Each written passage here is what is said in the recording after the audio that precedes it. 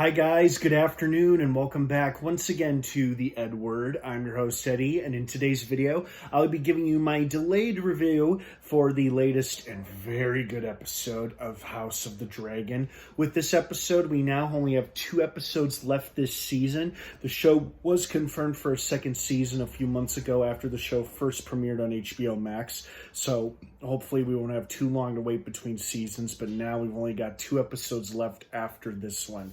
So there's a lot to talk about here. Now, please be advised that this is a spoiler-filled review, so if you're not caught up on House of the Dragon by this episode or previous episodes, you don't want to keep watching or listening, as I will be discussing spoilers, plot details, all that jazz. That being said, you have been warned. Let's dive right back into it.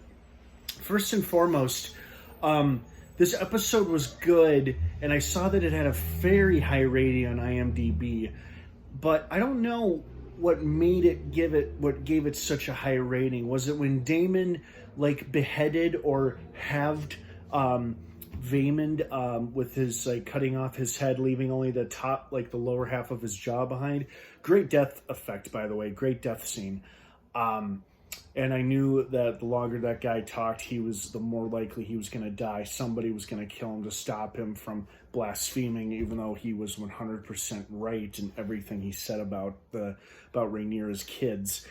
Another time jump. The kids are all a bit older now, and it feels like they are really starting to set the stage for a serious civil conflict, if not full-blown war between houses, despite the best attempts of Viserys. It seems like besides just being a king who's stuck with making impossible decisions all the time, he also is a family man, or tried to be a family man, and really, really wanted his family to get along in his final moments. And for a brief while, it looks like it was going to work for a little bit, until that one-eyed shit provoked Rhaenyra's kids into attacking him. And of course, the whole thing just fell apart like glass. So, no surprise there. Because, let's be honest, if they had all made peace and made nice with one another, the show would end with the first season, and there'd be no need to go on, because the conflict would have been resolved. And conflict is what keeps a story moving forward. So, I wasn't too surprised that the well-meaning peace was quickly shattered, or the well-meaning good intent and goodwill was quickly just, Poor Viserys, too. God, he looked like he was in a lot of pain. He looked awful, but he looked like he was in a lot of pain, too, the poor guy. But I liked this episode a lot because it was, I felt like it was a good episode that showed the back-and-forth cat-and-mouse backstabbing game that is the internal politics of Westeros. And that is how we know how that was one of the many formulas we've come to expect from a show like this.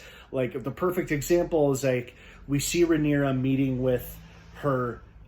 Is it her aunt or is it her second cousin? I guess it would be Rhaenys would be her second cousin. About, hey, let's marry your granddaughters to my boys, and we'll have a powerful alliance, so my son's claim to the throne can't be challenged by the queen and her father, the Hand of the King.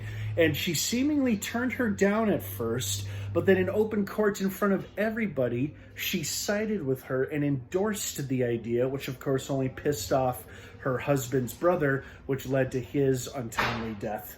But it was interesting because it's now what's her agenda, or what's her aim in all of this, in suddenly agreeing to Rhaenyra's proposal? It's very interesting. It's interesting how characters can quickly flip or switch allegiances like that.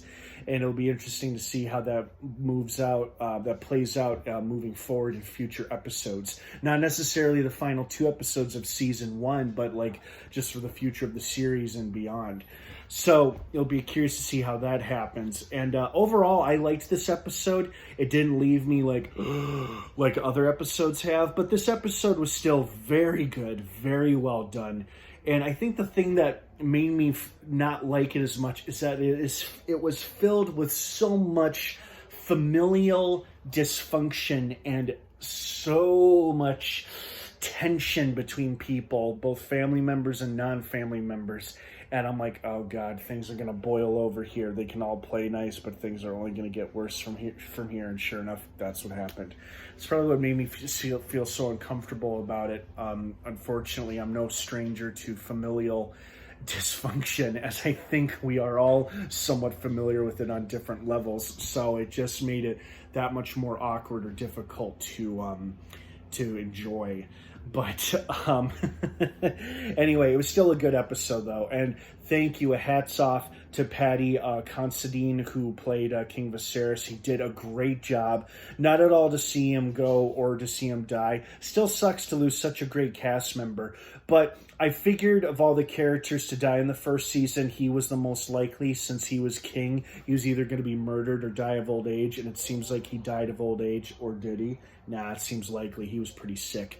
So it was sad to see him go, but again, not all that surprising. I would say Vaemon's death was far more shocking than the king's death, because it's like I knew someone was going to kill him. I just didn't expect it to be in that moment in open court. But it was still pretty cool. All right, guys, have a great rest of your day. Thank you so much for watching. I hope you enjoyed this episode of House of the Dragon as much as I did. What did you think of it? I'd love to hear your thoughts and feelings on it. Thank you so much for watching. House of the Dragon airs its final 2 episodes for this season this coming Sunday, and then Sunday the 23rd is the season 1 finale. Hard to believe it's almost here. Have a good one, everyone. Thanks for watching, and of course, until next time, may the Force be with you.